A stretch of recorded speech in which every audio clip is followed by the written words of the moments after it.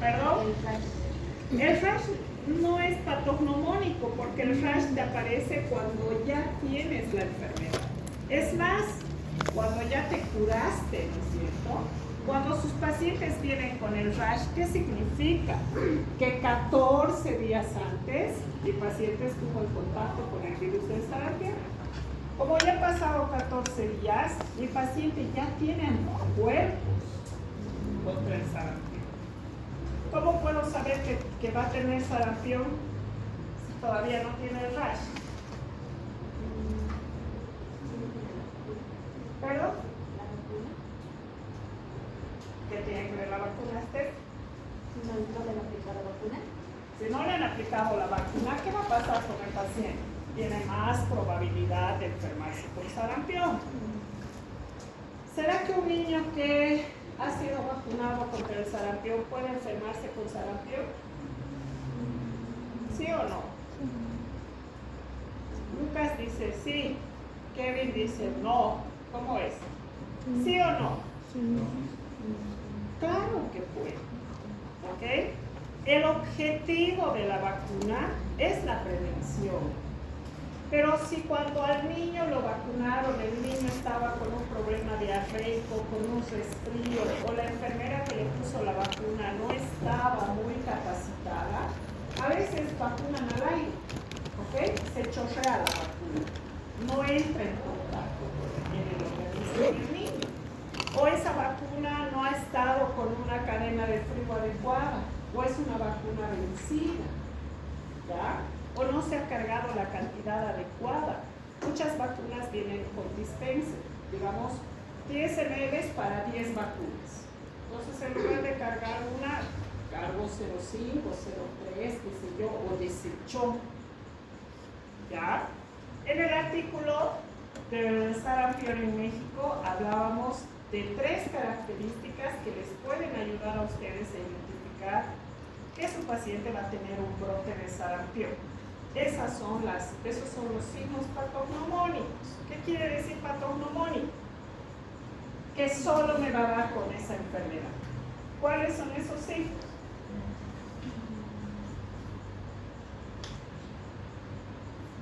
¿O qué son las manchas de Koplik, por ejemplo?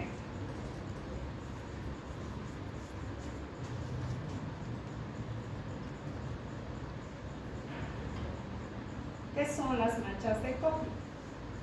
Son como que unas manchas que tienen dentro de la boca. ¿Sí? Unas manchas que tenemos acá a la altura de los molares, ¿no es cierto? Si ustedes ven esas manchas, solo a su paciente solo le puede dar sarampión. Si yo le he visto hoy, mañana o máximo el miércoles, el paciente va a estar con el rash. ¿Ok? Un signo patognomónico son las manchas de Koplik. ¿Cuáles son los otros dos? Está en el artículo. ¿Quiénes han leído el artículo de sarampión? ¿A quiénes les tocó? ¿Ya se han olvidado que han leído? ¿Qué son las líneas de Stinson? Les dejé eso de tarea, ¿se acuerdan? Les dije, no les han explicado, no han leído qué son las líneas de Stinson, qué son las manchas de Elma.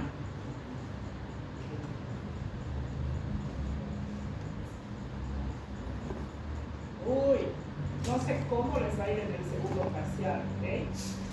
Porque para el segundo parcial ya vamos a tener más de 10 enfermedades. Estamos pataleando con el grupo de los paramyxovir.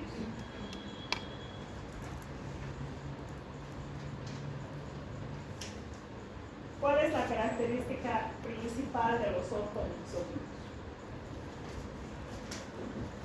¿Qué los diferencia de los demás? ¿Perdón? Te causan el resfrío, sí, puede ser un resfrío, puede ser una influenza, se puede complicar a una neumonía, ya. ¿Cuál es tu característica como familia? Muy bien, que tienen genoma segmentado, ¿ok? Ese genoma segmentado, ¿en qué favorece al virus?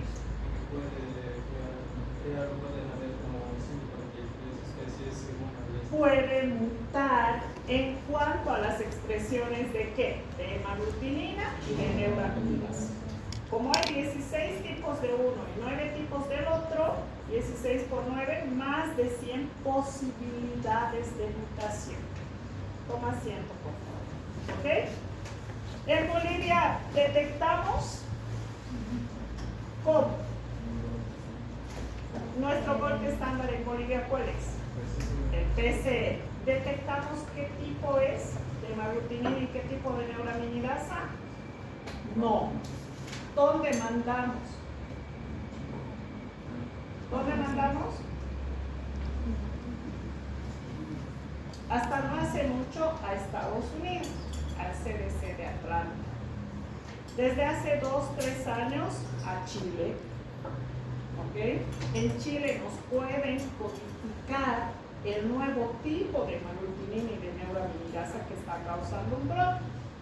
Desde hace 2 semanas están con un brote en Santa Cruz. Les he dicho que revisen la página del Ministerio de Salud. ¿Han revisado cuántos casos hay de influenza? Chicos, están estudiando medicina. ¿Han entrado a la página del Ministerio de Salud? Si no dominan la parte de epidemiología,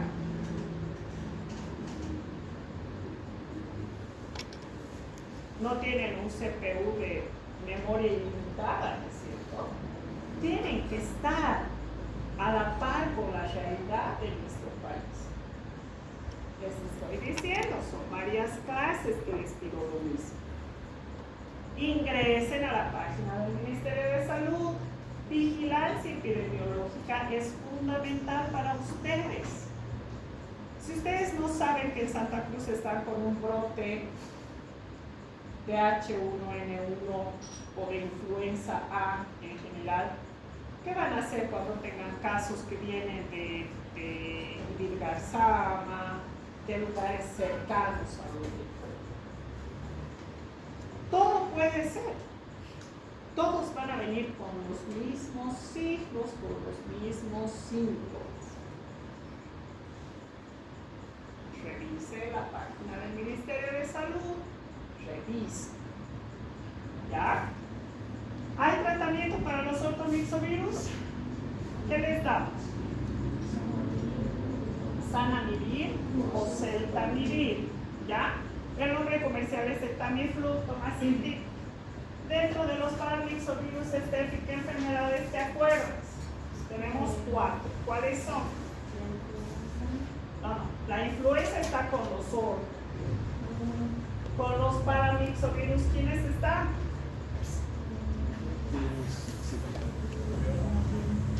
¿Perdón?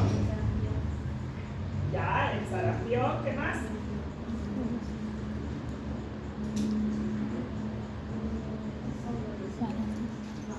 Todos son respiratorios.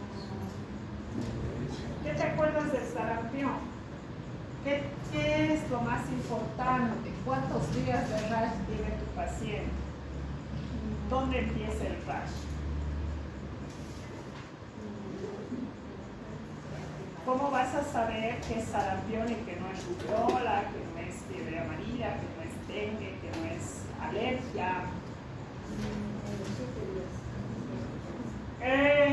El rash dura 7 días, ¿ok? De 5 a 8 días. Es decir, que es un rash largo, ¿ya?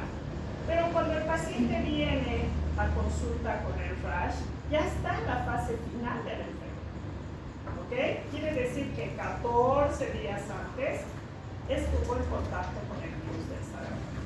¿Tenemos prevención? ¿Cuál es la prevención? La vacuna. ¿Qué se llama la vacuna contra el sarampión? SRP. ¿Contra quiénes te protege esta vacuna? Muy bien, toma así. Sarampión, rubiola y parotiditis. ¿Ya? Con una vacuna. ¿Ok? 3 enfermedades. ¿Ya? Después del sarampión, ¿qué nos dice? La rubiola. ¿Cuál es la diferencia entre el sarampión y la rubiola? Además del virus, por supuesto. Uno es un paramyxovirus, el del sarampión. ¿Y el de la rubiola qué es? Es un togavirus. Pero no necesita vector para su transmisión. ¿Cómo se transmite la rubiola?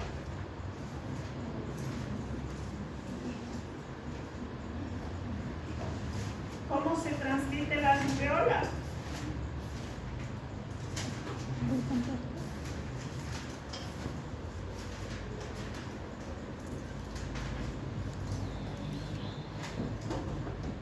Dime, Shani, ¿cómo se transmite? Todos los togavirus se transmiten por un vector, excepto la rubiola. O sea, la rubiola es la que no se transmite por picadura. ¿Cómo se transmite? Por gotículas de aire.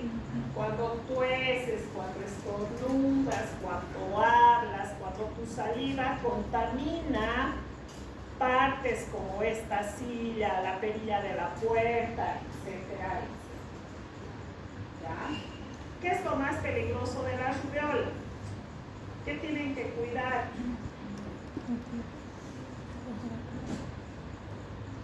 ¿A quién afecta más la rubiola? ¿Perdón? No es que les afecte más, sino es que las consecuencias son graves, ¿no es cierto? Si una mujer está embarazada, ojalá que nunca se enferme con rubiola. ¿Por qué? Porque puede tener un cuadro de rubiola congénito. ¿Cómo nace el niño? Con malformaciones, nace con rash, nace con hepatomegalia, nace con retraso mental, nace con bajo peso al nacer, nace con cataratas, nace con sordera, nace con problemas cardíacos, que es la triada clásica de la vida. ¿Ya? Y eso no es lo peor. Porque el niño puede nacer así o puede nacer normal, pero a lo largo del tiempo va a ir desarrollando. ¿Se acuerdan que les he comentado de esta muchacha que se está quedando ciega? Y es por una rubiola. ¿Ok? Tiene 24, 25 años, ha terminado su carrera universitaria. Pero ha ido perdiendo la vista de manera gradual. Le han hecho los exámenes y tuvo una rubiola completa. ¿Ya? Entonces, mucho cuidado con sus pacientes. ¿Ok? ¿Qué es lo ideal? Que todos se hayan enfermado o que se hayan vacunado. ¿Para qué? Para que cuando entren en contacto con el virus tengan anticuerpos de protección, que no lleguen a desarrollarla. Peor si son mujeres. ¿Ok? Es más triste cuando una mujer embarazada llega a tener esta enfermedad. Bien, hoy vamos a ver a los adenovirus. ¿Seguimos dentro de los virus respiratorios? Sí. Este es nuestro tercer grupo, nuestra tercera familia. Y estos tienen unas características importantes que son estas, ¿no es cierto? La estructura es un virus desnudo. ¿Qué quiere decir desnudo? Que no tiene membrana externa. ¿Ok? Es simétrico.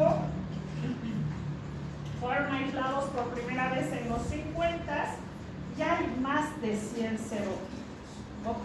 De estos 100, 47 infectan al ser humano. Y se los ha agrupado en grupos de la A hasta la F. A, B, C, D, E, F. Tenemos 6 subtipos de adenovirus que engloban a estos 47 serotipos. ¿Qué te van a causar? Infección en vías respiratorias, ingresan por acá. Por supuesto, conjuntivitis, ojos enrojecidos, cistitis hemorrágica, que es algo novedoso, y gastroenteritis. ¿Cómo son? Es una cápsula delta icosaédrica desnuda. ¿Qué quiere decir delta icosaedro? Que tiene una forma simétrica y que en esta simetría va a tener 20 caras. ¿Ok? Es una cosa así como un diamante más o menos. 20 caras. Eso es un icosaedro. Está desnudo porque no tiene membrana. Esta es la cápsula. Adentro está el genoma y en lugar va a tener estas estructuras que se llaman fibras. Estas fibras van a emerger de las uniones que tenemos de estas 20 caras. ¿Ok? Por supuesto que lo primero que va a entrar en contacto con la célula van a ser estas fibras. Por eso estas fibras son súper importantes a la hora de la adhesión a la célula.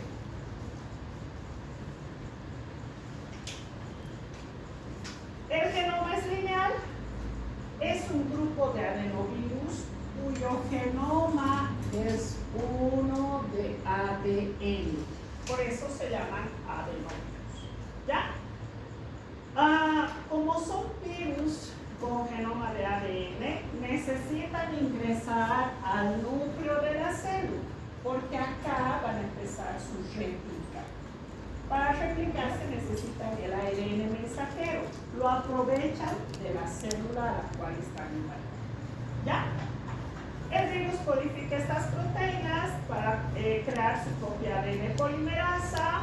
Estos grupos están divididos de la A a la F y provocan infecciones persistentes, infecciones latentes, infecciones que se quedan por un tiempo y que han sido causantes de lo que se conocen como enfermedades de lugares concentrados principalmente.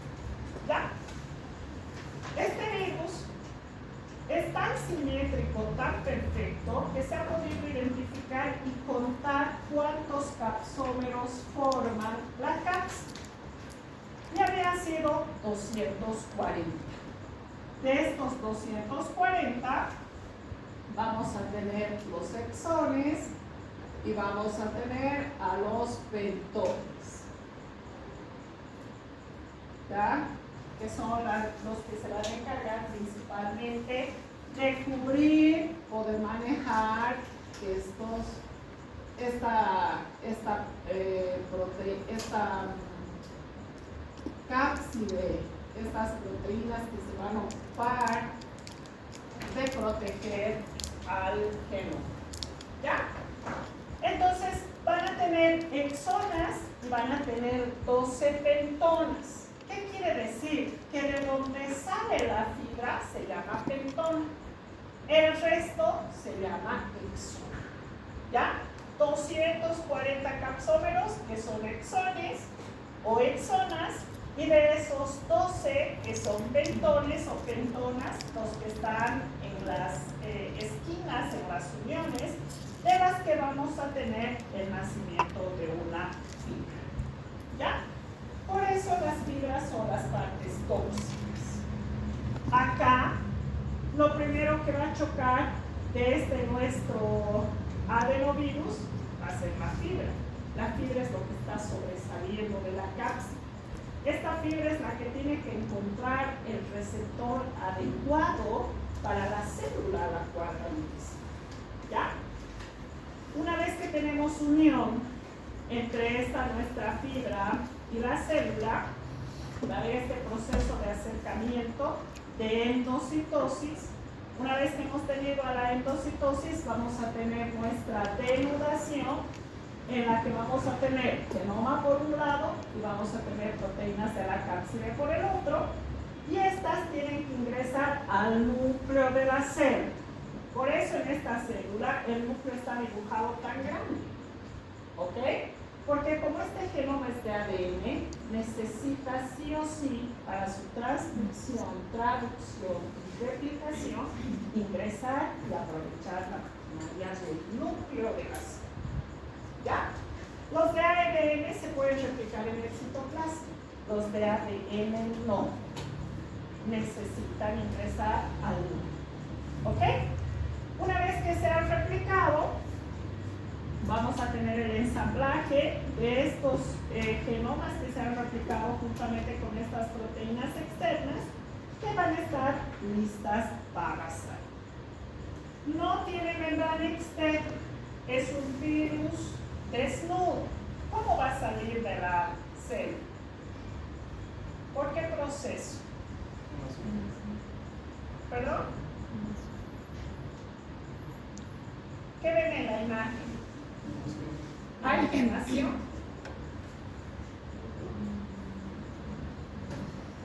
¿Logran ver la imagen o no? ¿Hay gemación aquí? ¿Cómo está saliendo de la célula este virión? ¿Qué proceso es? ¿Hay gemación?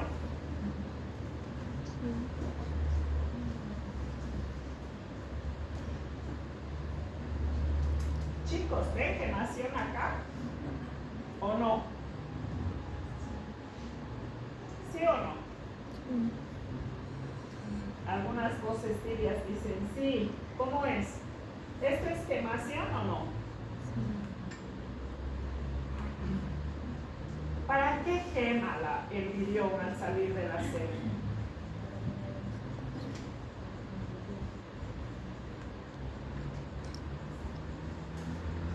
¿Qué le va a dar la gemación al virus? ¿Perdón? Envoltura lipídica. Muy bien.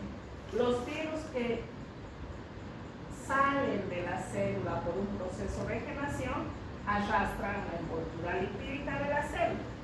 ¿Este virus está saliendo por gemación? ¿Sí o no? ¿Ven gemación? ¿Se acuerdan de lo que es gemación? ¿Hay gemación aquí? No, pues chicos, ¿dónde hay gemación? No hay gemación. ¿Qué es gemación? Gemar, tener un brote. Ese brote se corta y finalmente sale. Ese proceso de gemación que me da un virus con una envoltura externa. ¿Este tiene envoltura externa? No. Acabamos de decir que es un virus desnudo. No tiene envoltura externa. ¿Necesita gemar para salir? No. ¿Cómo sale? Por explosión. ¿Ok? Hay tal cantidad de virus ensamblados en la célula que la célula termina explotando. Hay una lisis celular.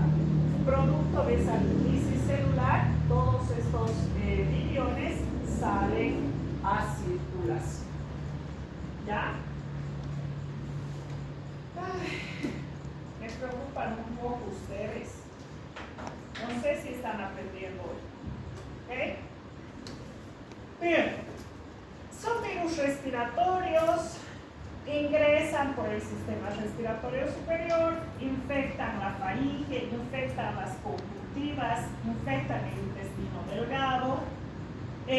Por lo general, los del grupo C hacen infecciones latentes, es decir, que se quedan en el organismo. ¿Ya? ¿Cuáles son estas enfermedades? Infección febril, fiebre faringo-conjuntival, enfermedad respiratoria aguda, síndrome del tipo tosferina, neumonía, ¿ok? Todas estas referidas a lactantes, niños y adultos como enfermedades respiratorias. Otras, vamos a tener, por ejemplo, a la cistitis hemorrágica aguda. Esto es súper importante porque esta cistitis es más común en niños, ¿ya? ¿Qué es la cistitis? ¿Qué es cistitis? ¿Les ha debido dar a sus mamás, a sus tías, a sus hermanas? ¿Qué es cistitis? ¿Qué significa? Tener inflamación en la vejiga, por lo general traducida en una infección urinaria. ¿Ok? ¿Cuándo nos damos cuenta que hay cistitis? Cuando el paciente tiene mucho dolor al orinar, cuando orina a cada rato y orina poquito. Y además el olor de su orina es fétido. ¿Ya? Nos mandan al laboratorio de examen general de orina, les vamos a informar térmido, opalescente, con una abundante cantidad de glóbulos blancos, muchas veces flora bacteriana abundante. Eso para ustedes es una cistitis, ¿ok? Una inflamación del tracto urinario, ¿ok? Una inflamación de la vejiga que como se va a diagnosticar gracias a un mineral de orina, ¿ya? La cistitis es más común en mujeres. ¿Por qué? Porque fisiológicamente solamente hay 3 centímetros del conducto exterior a la vejiga en la mujer comparado con los casi 30 centímetros que hay en el hombre. ¿Ok? Entonces, de la punta del pene hasta la vejiga vamos a tener un conducto largo que de alguna manera los protege de las infecciones urinarias. En cambio, en las mujeres, fisiológicamente el ano está muy cerca, ¿ok? De este conducto por donde se elimina la orina. Cuando la mujer, la niña o la bebé no tiene un buen aseo después de entrar al baño o de hacer popó, en las heces fecales tenemos gran cantidad de bacterias. Esas bacterias, principalmente la E. coli, van a migrar hacia el conducto urinario y van a generar una infección urinaria muy común, característica, ¿ya? Pero en las mujeres. Rara vez vamos a tener infección urinaria de este tipo en los hombres. ¿Cuándo les da a los hombres? Cuando se han contagiado con un adenovirus, ¿ya? Y ahí van a tener una cistitis hemorrágica. ¿Qué quiere decir cistitis hemorrágica? Si es hemorrágico, ¿qué significa? Que en su orina, en el general de orina, además de tener leucocitos, también van a tener eritrocitos, ¿ok? O glóbulos rojos, o sangre. Entonces el paciente orina con mucho dolor, ¿ya? Y como lo común, las infecciones bacterianas comunes, las cistitis bacterianas comunes se dan en las mujeres, cuando ustedes tengan un varón con estos problemas se tienen que acordar del adenovirus, ¿ok? Porque este es el que causa cistitis hemorrágica aguda, principalmente en niños, ¿ya? Ustedes se tienen que acordar eso. Fisiológicamente, ¿a quién le da cistitis bacteriana? ¿Qué tengo en su informe del general de orina? Leucocitos, ¿ya? Pero si tengo eritrocitos y es un niño, me tengo que acordar que un adenovirus me puede dar cistitis hemorrágica. ¿Ok? Queratoconjuntivitis, gastroenteritis, hepatitis, meningoencefalitis. Es decir, el virus puede migrar a muchas partes del cuerpo. Se transmite por contacto. Gotas respiratorias, contacto directo, vía fecal oral. ¿Ok? El virus infecta las células mucoepiteliales, tubo digestivo, conjuntiva, córnea, etc. Provoca las lesiones celulares. Y vamos a tener a estos que se quedan de manera latente. Por eso el virus permanece en amígdalas, en adenoides, en placas de Peyer, y la cuantificación de anticuerpos me va a servir para la identificación. Clínicamente son causantes de más o menos el 5% de las enfermedades respiratorias, pero sí son importantes cuando invaden a otros órganos como los ojos o como las vías digestivas. Tenemos nuestro resumen de clínica acá. Del día 0 que nos hemos inoculado con el virus, vamos a tener un periodo de incubación largo. Sin embargo, más o menos alrededor del día 5, la persona ya está contagiando porque el virus se encuentra presente en sus secreciones respiratorias. ¿Ya? A partir del día 10, el virus ya está en heces, Y podemos tener la viremia con la aparición de los síntomas. Más o menos en promedio en el día 14 ya tenemos formación de anticuerpos específicos. Y podemos tener un cuadro así. El virus puede ingresar por el ojo, puede ingresar por vías respiratorias superiores. De estas vías respiratorias superiores continuamos hacia las vías respiratorias inferiores o al tubo digestivo. Vamos a quedarnos en los ganglios linfáticos de manera latente, causando viremia hacia la piel o hacia múltiples órganos que van a tener su finalización con una resolución o curación o se pueden quedar de manera latente. ¿Qué enfermedades me causan? Faringitis febril aguda, fiebre faringoconjuntival, enfermedad respiratoria aguda o neumonía. ¿Hay alguna diferencia con los ortomixovirus? No. ¿Hay alguna diferencia con los paramixovirus? Tampoco. ¿Ok? Entonces ustedes tienen que estar atentos porque el paciente siempre va a venir igual. ¿Ya? No olvidarse y estar pendientes de si hay un brote, etcétera, para más o menos orientar su diagnóstico de una manera más específica. ¿Quiénes me causan faringitis febril aguda? Principalmente los adenovirus del grupo C. ¿Cuál es su sintomatología? Tos, obstrucción nasal, fiebre y dolor de garganta. Fiebre faringoconjuntival, los virus del grupo B, con conjuntivitis que se dan principalmente en campos de veraneo. ¿Qué quiere decir campos de veraneo? Estos lugares de concentración, digamos las piscinas, ¿no es cierto? En el verano todo el mundo va a las piscinas, ¿ok? Y a veces te metes a nadar y al día siguiente ya estás con una conjuntivitis, ¿no? Y es causado por un adenovirus principalmente del grupo B. Lo mismo sucede, por ejemplo, en los cuarteles, en el personal militar, en estos lugares donde comparten los baños, comparten las toallas, comparten las piscinas o los lugares de concentración donde ellos están. Entonces, prácticamente se disemina de una manera más rápida. ¿Ya?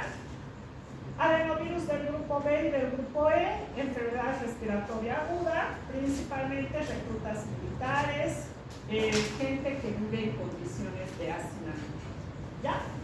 Y neumonía como complicación. ¿Ok? Todos pueden desarrollar hasta el 10% de pacientes con adenovirus una complicación como la neumonía.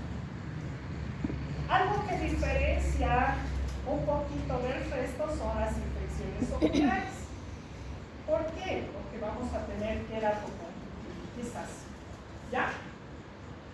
Este es el tipo, la típica conjuntivitis de Alberta. Alberta es piscina. ¿Ok? Entonces, les habría pasado con ustedes o alguno de sus familiares cuando se va a una excursión o algo así, directamente aparecen con los ojos así. ¿Ya? Hasta podemos diferenciar acá la inflamación que tenemos a nivel del párpado. Este es un ojo cerrado, pero se puede ver toda la inflamación que hay dentro. ¿Ok? Que puede llegar a una queratoconjuntivitis también. ¿Ya? Y las enfermedades gastrointestinales. ¿Qué es lo más importante? Que los virus abundan en las heces fecales. Y por eso el contacto fecal-oral también es importante. ¿Ya? Otras enfermedades como la cistitis hemorrágica aguda en niños, en especial en varones. Ya hemos explicado el por qué. Ya hemos entendido que si no es bacteriano y si es viral, si es en niño, me tengo que acordar de los adenovirus. ¿Ya?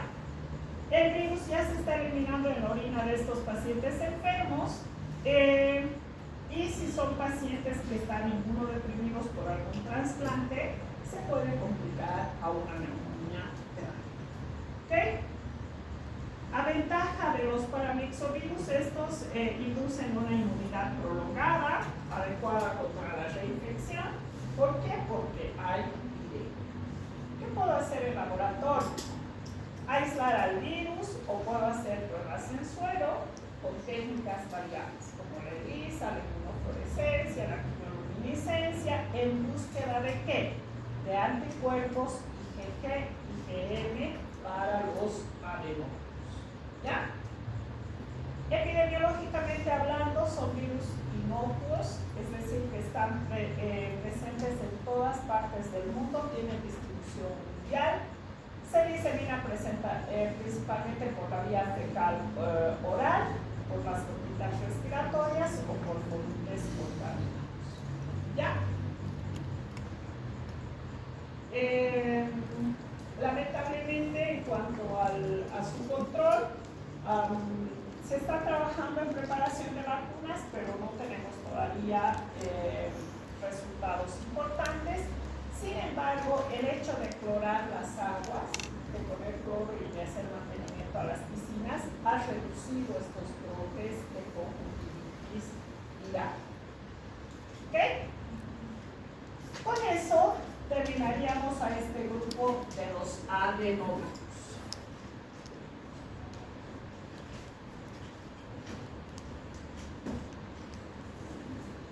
¿Qué grupo nos tocaba ver? A los rinovirus. Y los rinovirus están dentro de este grupo más grande, que son los picornavirus. ¿Ok? ¿Qué podríamos decir entonces? Que los picornavirus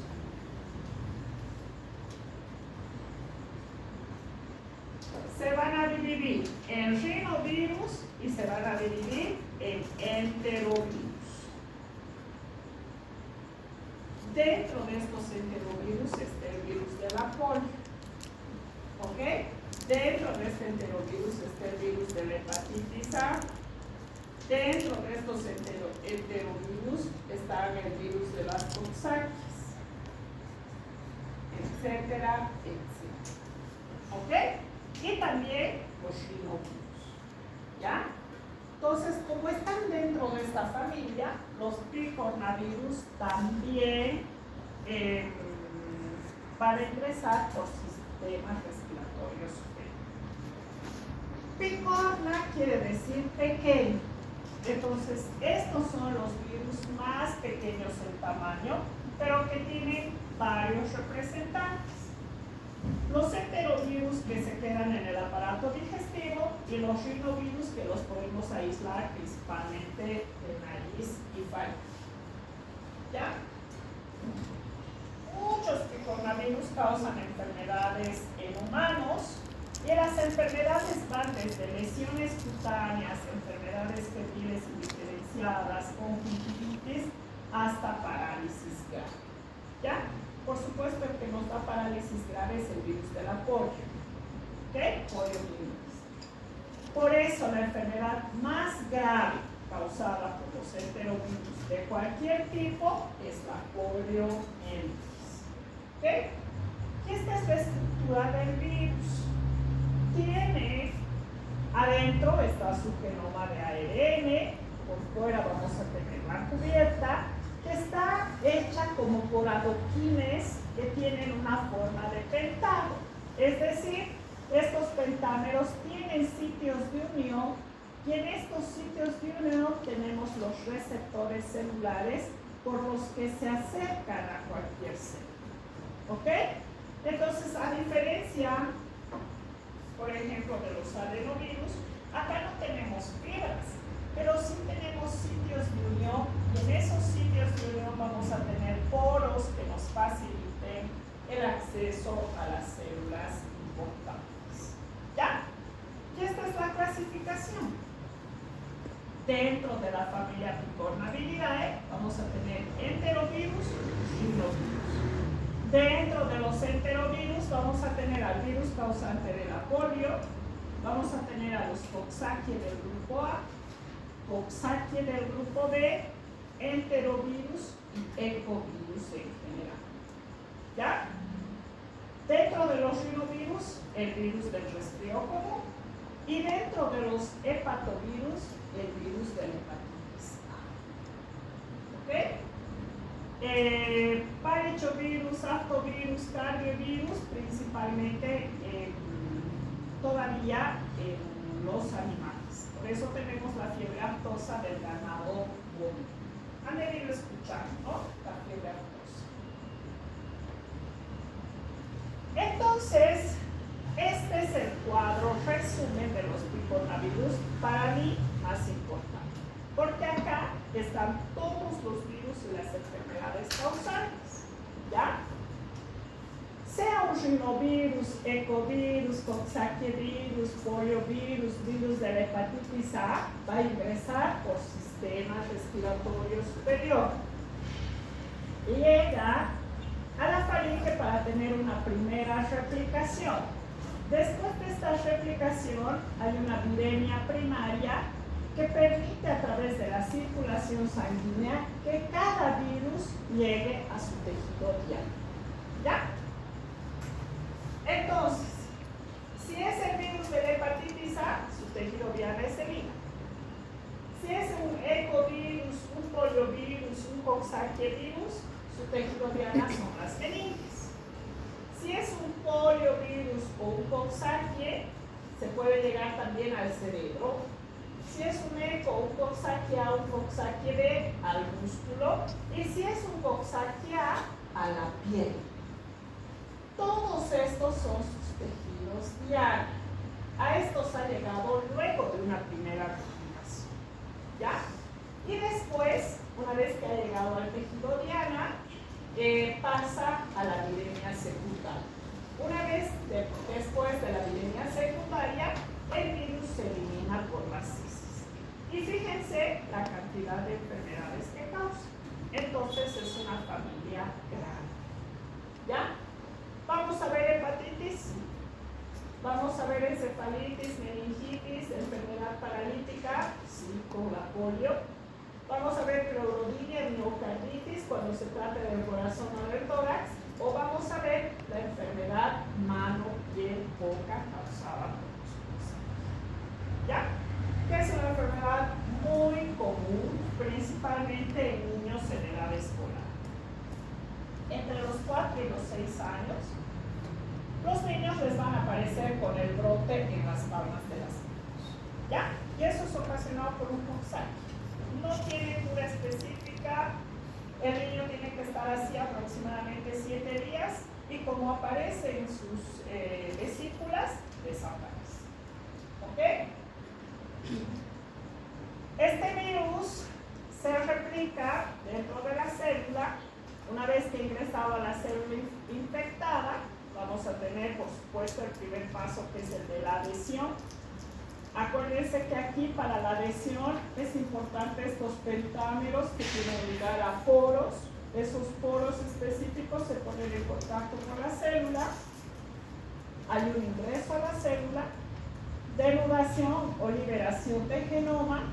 El genoma, como está con un genoma de ARN, no necesita ingresar al núcleo, puede iniciar su replicación en el citoplasma. ¿Ya? Una vez que se ha liberado el genoma, este genoma va a sufrir su proceso de replicación, un ensamblado del virión para una posterior salida del virión infectante con todas sus partes dentro de la célula. ¿Ya? Vamos a empezar entonces con el virus de la polio. Poliomielitis. Aquí sí ya vamos a tener más variedad, ¿cierto? Si bien ingresa por sistema respiratorio superior, vamos a tener como tejido diana a las meninges o al sistema nervioso central. Por eso es el problema de la parálisis. ¿Ya? Entonces es una enfermedad infecciosa aguda, afecta al sistema nervioso central y hay destrucción de las motoneuronas. Por eso el paciente con polio muchas veces va a presentar una parálisis después, hasta 10 años después de haber sufrido la poliomielitis. ¿Ya? Hay una primera parte con inflamación y después se puede presentar esta característica tan importante. ¿Ya? Ingresa por la boca, su replicación primaria se da en la bucofaringe, se encuentra en la faringe y en las heces antes de iniciar la enfermedad. A la semana hay pocos virus en la faringe, pero el virus ya se está excretando en heces por varias semanas. ¿Ya? Aunque la sangre todavía no haya una cantidad detectable de anticuerpos. En cuanto a la patogenia, el virus se encuentra en la sangre, en la fase preparalítica, y una vez que ha habido una multiplicación a nivel de la bucofaringe en amígdalas, en ganglios linfáticos del cuello, acuérdense que el virus va a llegar al sistema nervioso central después de esta primera vía. ¿Ya? Es invadido, llega por la sangre circulante al sistema nervioso central, y cuando llegan a los nervios periféricos, avanzan hasta llegar a las fibras de las motoneuronas y empiezan a destruir las motoneuronas. ¿Ok? No hay una replicación en el músculo, pero sí hay un daño a nivel de las motoneuronas. Clínicamente, la mayoría de las polios son subclínicas, y en el 1% se produce una enfermedad clínica que puede tener 4 fases. Podemos iniciar con una polio abortiva. Se complica a una polio no paralítica, posteriormente a una polio paralítica, y lo peor, la atrofia muscular progresiva. ¿Okay? El paciente va perdiendo la capacidad de movimiento. ¿Sí? En esta polio abortiva, que es la fase más sencilla, el paciente solo tiene fiebre, malestar, mareo, cefalea, náuseas, vómitos, etc.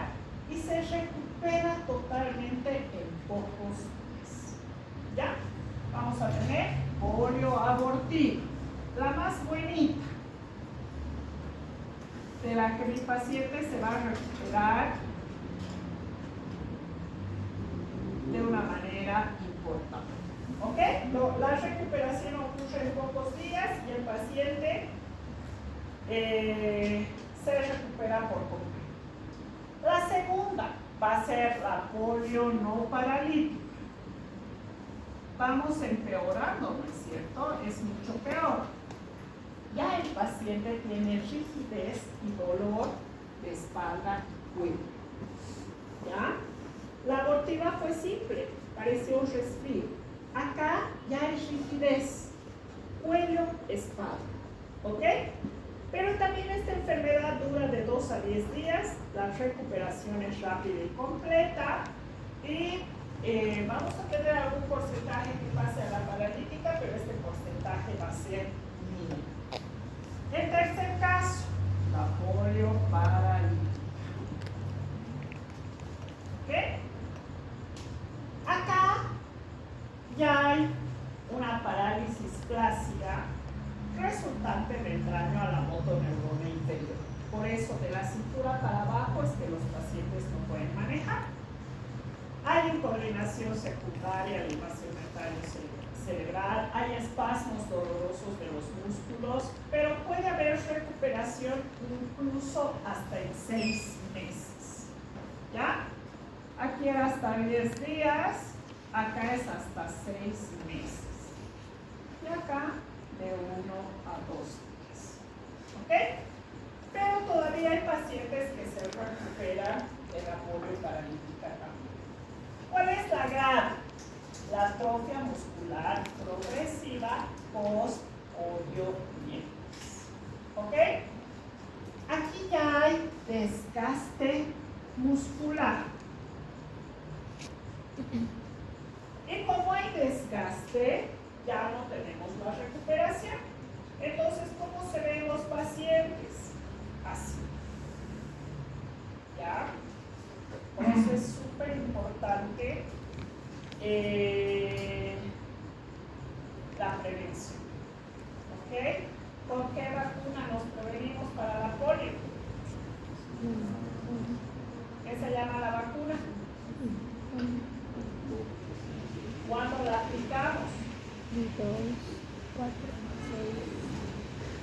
¿Qué se llama la vacuna? Mientras no me digan SRP está bien. ¿Qué se llama la vacuna? Antipolio. ¿Ok? La SRP, la peste parotiditis, no de poliomielitis. ¿Ok? No sé por qué en el examen siempre se confunde. Por eso les estoy haciendo hincapié. Antes, afortunadamente, como ha habido un cambio, incluso en la vacuna, tenemos un cambio en el esquema, no podemos aplicar directamente la vacuna oral, primero ponemos la intramuscular para generar anticuerpos y que estos anticuerpos protejan al niño cuando se le ponga la vacuna oral. Ya no vemos muchos de estos cuadros, ¿ya? Pero es importante mantener la inmunidad del rebaño, ¿no es cierto? Es decir, que toda la generación naciente, por ejemplo, en 2024, ya debería estar con sus vacunas completas, ¿sí? Porque si no, vamos a empezar a tener casos de polio que se conocen como polio salvaje y realmente ponemos en riesgo a toda la población que va a estar en contacto con estos virus, ¿ya? En laboratorio podemos hacer, como ingresa por sistema respiratorio superior, podemos hacer un flotis faríngeo cuando ha iniciado la enfermedad. Se puede incluso tomar un flotis rectal o analizar las muestras de heces, porque en heces y en orina es donde primero se mide, ¿ya? Se requieren muestras de suero por pares para demostrar un aumento en los títulos de anticuerpos. ¿Eso qué quiere decir? Esto de los pares, las muestras por pares. Quiere decir que si, digamos, hay un brote en un colegio aquí cercano, en niños de 8 años, ¿qué significa?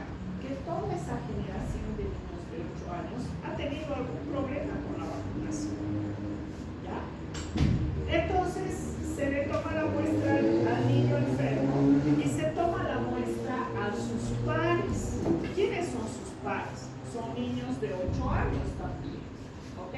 Pero de diferentes lugares.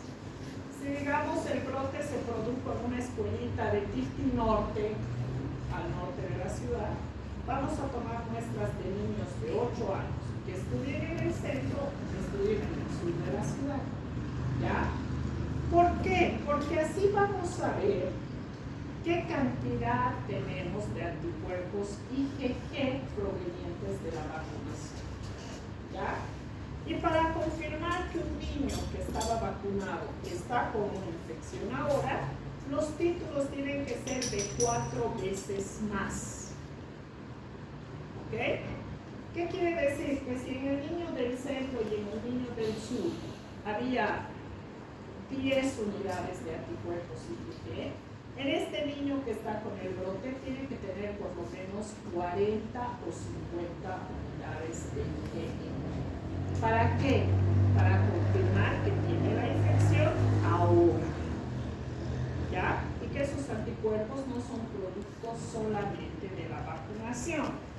Eso quiere decir que se requieren muestras de suero por pares. ¿Quién es el par de ustedes? Su compañero, ¿sí? ¿Quién va a ser su par generacional? El que ha nacido el mismo año que ustedes. Eso es lo que hacemos en epidemiología, ¿ya? Cuando hay un brote de sarampión, cuando hay un brote de poliomielitis. ¿Por qué? Porque estas enfermedades tienen esquemas de vacunación de años en nuestro país y esquemas que han funcionado muy bien, ¿ok? Bien, y eso es lo que dice acá. Una campaña importante de la OMS se ha puesto como objetivo erradicar del mundo al poliovirus, ¿sí? En 1994 se ha certificado que el continente americano ya no tiene polio, ¿ok? Por eso tal vez ustedes ya no ven a los niños así. todavía hay varios casos de polio al año, principalmente en el continente africano y en la India. ¿Ya? Tenemos vacunas que son la principal fuente de prevención de virus vivos y de virus muertos. Acuérdense del esquema doble. Tenemos la vacuna oral y tenemos la vacuna intramuscular. ¿Ok? Se recomienda por lo menos 4 inoculaciones en el primer periodo, es decir, la primera a los 2 meses y sus refuerzos a los 4 y a los 6, al año su primer refuerzo. ¿Ya? Estas vacunas inducen anticuerpos humorales, pero no inmunidad local, por eso hay un cambio. ¿Ok? Y ese cambio se ve reflejado acá. Vamos a tener que en la vacunación vamos a empezar con la formación de anticuerpos. Primero la IgM, la que está en verde. Es la primera que sube, pero también es la primera que baja. Y después la IgG, que es la que se queda de memoria. Una vez que ha pasado varios días de la vacunación, ya se va a formar la IgA nasal duodenal, que está presente en todos los líquidos, ¿no es cierto? Y como ya tenemos esta protección, tanto nasal como de IgG y de IgM en el suelo, podemos proceder a la vacunación oral. ¿Ya? Es súper importante. Una vez que hemos puesto primero la intramuscular en el niño, se ha formado IgM, se ha bajado la concentración de la IgM, se ha formado IgG, que se queda durante el tiempo, y más o menos en 10 días después de la vacuna ya vamos a tener a nivel oral, a nivel de la saliva, a nivel duodenal. Entonces, como ya hemos puesto la vacuna a los 2 meses intramuscular, podemos con confianza ponerle la vacuna oral a los 4 meses. ¿Ya? Ya no le vamos a hacer daño, ya no vamos a generar una posible reversión de la enfermedad. ¿Por qué? Porque obviamente no queremos tener niños con polio. La vacuna es prevención. ¿Ya? Eso hay que hacerle entender al padre de familia. A veces el padre de familia se salta las dosis de los 2 meses. ¿Ok? Y si se va a los 4 meses directamente y la licenciada en enfermería o el pediatra no tiene cuidado de revisar la historia clínica, le pueden poner directamente el oral. Y si le ponen directamente el oral, el niño vacunado va a tener polio en lugar de tener defensas contra la polio. ¿Ya? Es súper importante. Esto ya lo hemos hablado cuando hemos visto el esquema del PAI, pero no está de más hacer eso.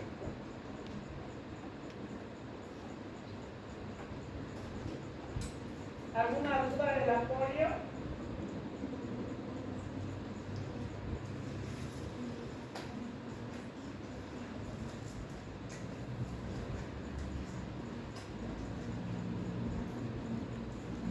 Todo ok, ¿no? Bien. Entonces, volvemos a nuestra clasificación inicial. Dentro de los virus picornavirus, vamos a tener a los enterovirus y a los rinovirus. Dentro de los enterovirus, el virus de la polio, que ya lo hemos visto, y ahora vamos a ver a los coxsackie-virus. ¿Ya? Tienen que aprender a escribir. ¿Ok? A veces en el examen o en algún control de lectura escriben cualquier cosa. Coxsackie se escribe así, con X, S para coxa y que con CK. ¿Qué? Coxsackie-virus. Bien, estos también se subdividen en 2 grupos: coxsackie-virus del grupo A y coxsackie-virus del grupo B. ¿Cuáles son los menos complejos? Los coxsackie-virus del grupo A. ¿Ok? Nos van a dar una hepangina o faringitis vesicular. Alguna vez el niño pierde el apetito. ¿Ok? No quiero comer, me duele al tragar, etc.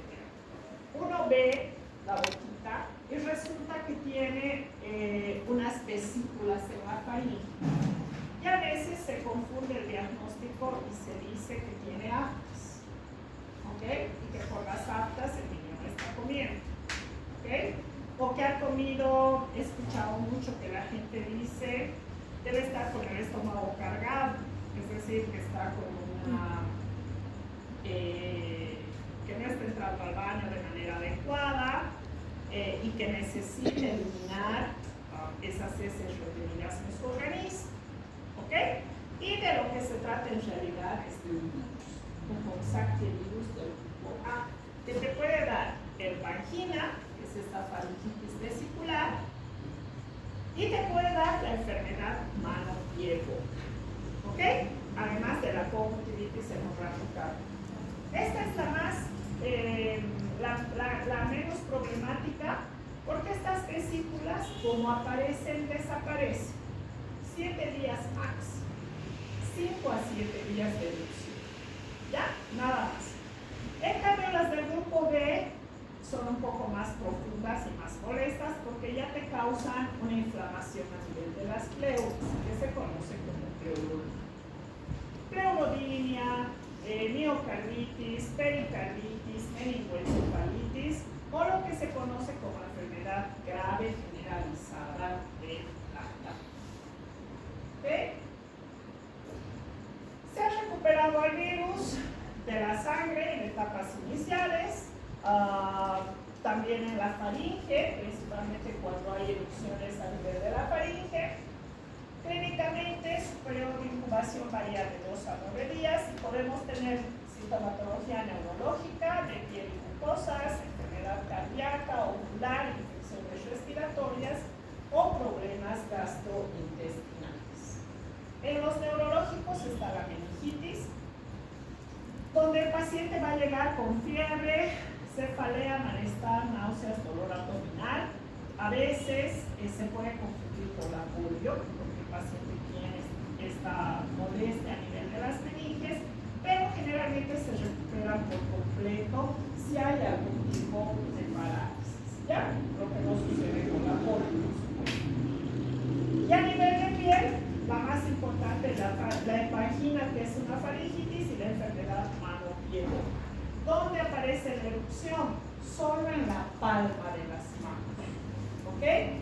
El niño les aparece con unos brotes acá. Inmediatamente le van a revisar la planta de los pies, ¿ya? Porque el brote es en la palma de las manos, en la planta de los pies y en la boca, ¿ok? Si ustedes ven erupción en palmas, en pie, en planta de los pies y en la boca, enfermedad mano-pie. ¿Quién lo ha causado? Un Coxsackie del grupo A. ¿Tenemos tratamiento? No. Se le puede pedir al paciente que guarde reposo para que cuando camine, para evitar que al caminar dañe las erupciones y se pueda conseguir una infección bacteriana. ¿Ya?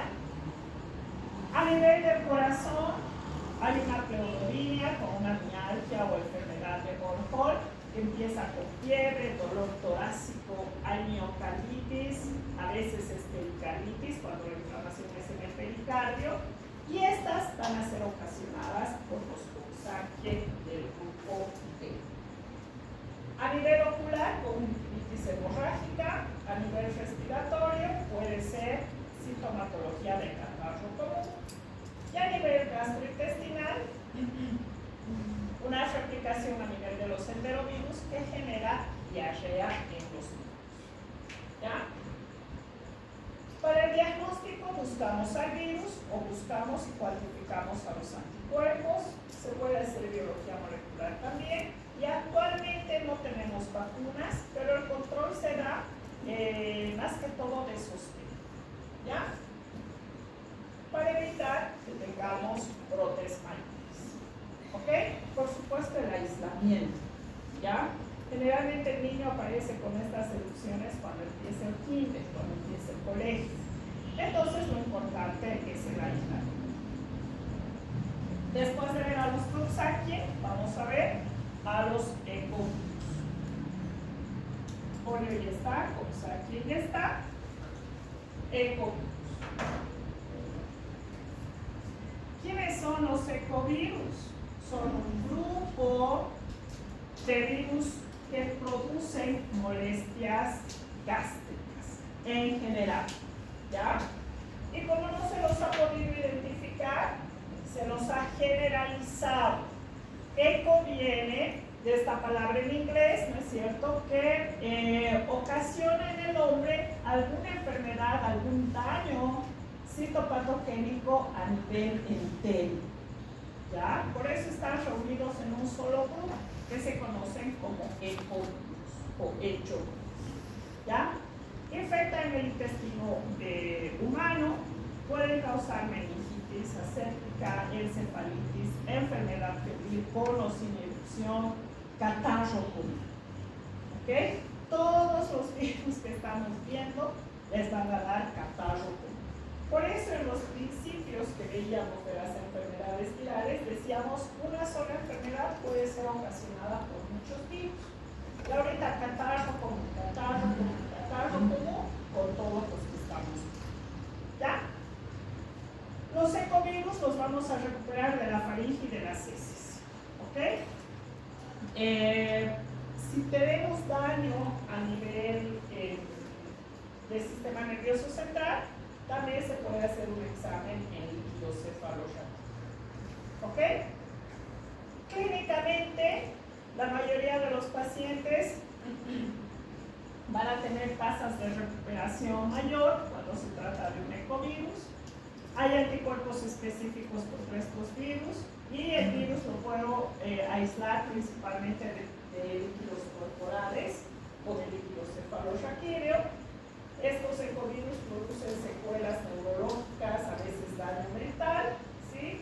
Y en laboratorio es imposible diagnosticar la infección por ecovirus. ¿Ok? Cuando el paciente tiene una diarrea, la primera causa en la que ustedes tienen que pensar es que es ocasionada por un parásito. Entonces nos piden al laboratorio una muestra de copro parasitológico simple, ¿sí? En el copro parasitológico nosotros les vamos a informar si se observan parásitos intestinales y si se observa, por ejemplo, moco fecal. ¿Okay? Hay otra prueba, además del parasitológico simple, que se llama moco fecal. A veces en las heces de las personas hay algo que es mucoide y que tiene un brillo especial, ¿ya? Se agarra, en el moco fecal se agarra esa parte de las heces y se extiende en un portaobjetos, se tiñe y se ve al microscopio. Y de ahí nosotros les vamos a informar polimorfonucleares y mononucleares. Si en esa descripción del moco fecal hay mayor cantidad de polimorfonucleares, quiere decir que su infección es bacteriana. ¿Ok? Y si nosotros les informamos mayor cantidad de mononucleares, quiere decir que su infección es viral. ¿Ya? Si en el moco fecal les informo polimorfonucleares con flora microbiana aumentada, ¿qué me tienen que pedir? Primero, ¿es bacteriano o es viral? Si hay polimorfos, ¿qué es? Bacteriano. Y si es bacteriano, ¿qué le van a pedir?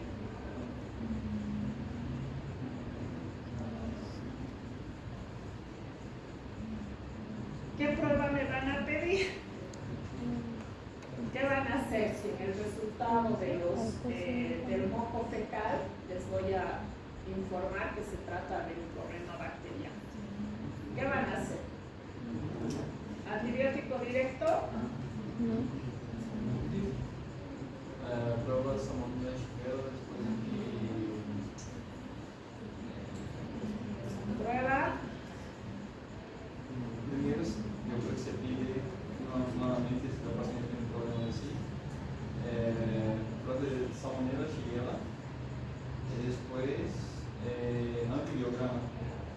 sea coprocultivo. ¿No es cierto? La salmonela y la shigella, ¿cuándo les voy a informar? Después de cultivar en un medio específico que se llama agar SS, agar salmonella shigella. ¿Ya? Bien, bien, ¿ok? Entonces, si es bacteriano, tengo que pedir un coprocultivo. Y una vez que le hagan el coprocultivo, además el coprocultivo les voy a entregar por lo menos en 5 días. ¿Ya? En el coprocultivo todo crece. Acuérdense que la mayoría de las heces está formada por bacterias. ¿Ok? Cuando hay flora incrementada, cuando hay polimorfos nucleares incrementados, entonces es un problema bacteriano. Puede ser Salmonella shigella o puede ser otras bacterias. ¿Ya? Y si es viral, si les digo que en el moco fecal solamente hay mononucleares, ¿qué me van a pedir?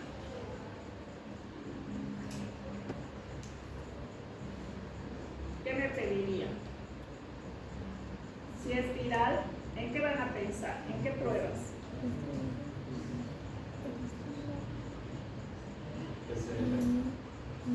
¿Para qué? Identificar la irregularidad en el virus, probablemente. Sí, pero ¿de qué virus?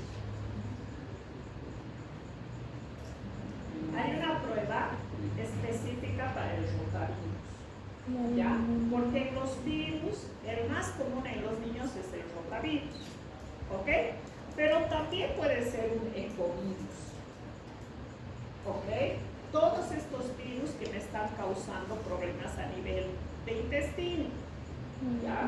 Se puede hacer un PCR en biología molecular, ¿ya? Pero, ¿qué dice acá? Que es casi imposible diagnosticar cuando se trata de un ecovirus. ¿Por qué? Porque es un grupo de virus, no es un grupo, no es solo un virus, ¿ya? Pero puede ser un rotavirus, sí. Puede ser un ecovirus. Para eso le sirve el moco fecal. Si es moco fecal de mononucleares, yo sé que es un virus. ¿Para qué voy a perder el tiempo pidiendo coprocultivo? Si me van a pedir coprocultivo, van a pasar 5 días y el resultado va a ser negativo. Porque en el moco fecal, yo ya les he dicho, no hay bacterias. No hay polimorfos nucleares, hay mononucleares nada más. ¿Ok? Entonces, tienen que ir pensándolo así, de manera general. ¿Ok? Mi paciente está con diarrea, ¿cómo? A veces el copro simple le sale negativo y el paciente está con muchas molestias y ustedes piensan que se trata de una parasitosis. Pero en el copro simple sale negativo. Pueden pedir el copro concentrado, ¿ya? O pueden pedir el copro seriado. ¿Qué quiere decir seriado? Ya han hecho en parásito, ¿no? ¿Qué quiere decir copro seriado? Que el paciente lleva su muestra 3 días seguidos. Lunes, martes, miércoles. ¿Ok? Si les sigue saliendo negativo y ustedes piensan que es una parasitosis, pueden pedirle ELISA para Yardias, pueden pedirle ELISA para MENAS. ¿Ok? Porque a veces en la pequeña muestra que tomamos de la muestra de heces no encontramos a ningún parásito. Pero resulta que tiene. Entonces puedo hacer una ELISA también. ¿Ya? Y si está con moco fecal, fácil. Tiro moco fecal. Si les informo polimorfos nucleares es bacteriano. Si les informo mononucleares es viral. En los virales el más común, el rotavirus. Estos otros son difíciles de aislar. ¿Ok? Pero si es viral, al menos no voy a estar dándole antibióticos para nada. ¿Ya? Entonces tienen ustedes que identificar estas cosas de manera ¿ya? Por eso, cuando tenemos este tipo de diarreas ocasionadas por virus, a los niños se aconseja evitar el contacto con pacientes que estén con enfermedad febril aguda, sobre todo si presentan exantemia, ¿no? De manera general. No hay antivirales, no hay vacunas para el tratamiento en específico o para prevenir a los secovirus. ¿Ya? Por eso es importante. ¿Sí? Y el último de este grupo, el rinovirus.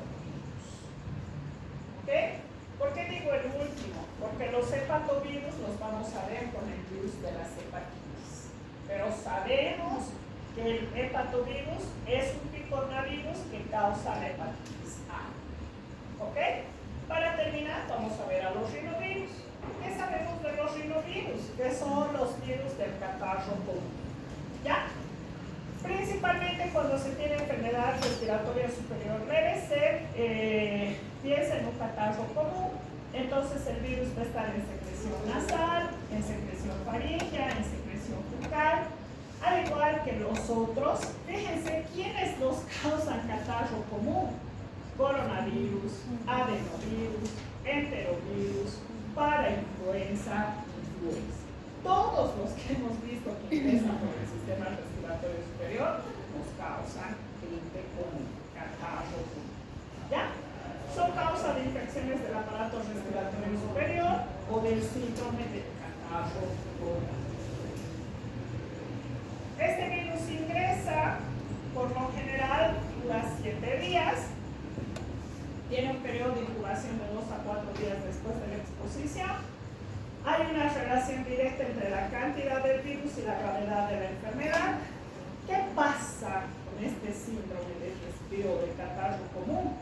La cantidad de secreción nasal aumenta, ¿no es cierto? A veces el paciente ni siente ninguna molestia, pero empieza moco, moco, moco, moco. Y a veces es solo de una fosa, ¿ok? Entonces hay que pensar en un rinovirus, ¿ya? Rara vez causa la enfermedad del aparato respiratorio inferior. Lo más común es la sensación de frío. Cuando el paciente llega y siente escalofríos, tiene un poco de secreción, ya sabemos que es un catarro común. ¿Ok? Por lo general esta enfermedad dura 7 días.